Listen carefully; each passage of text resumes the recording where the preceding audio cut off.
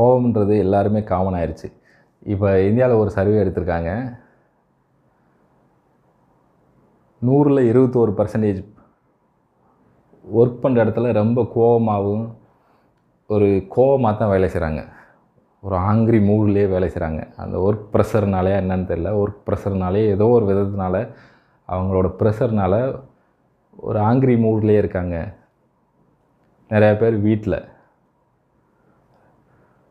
Friends ஏதோ ஒரு வகையில் கோவம் வந்துக்கிட்டே தான் இருக்கும்.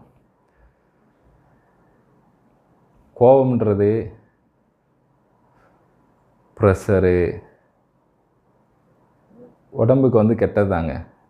கோவப்படுறதுனால மற்றவங்களுக்கு கெட்டதை விட நம்மளுக்கு ரொம்ப கெட்டதுன்றாங்க. இம்யூன் பவரே குறையும்ன்றாங்க. கோவத்தை அவாய்ட் பண்ண முடியாது. பட் நான் ஒரு சிம்பிள் டிப்ஸு சொல்கிறேன்.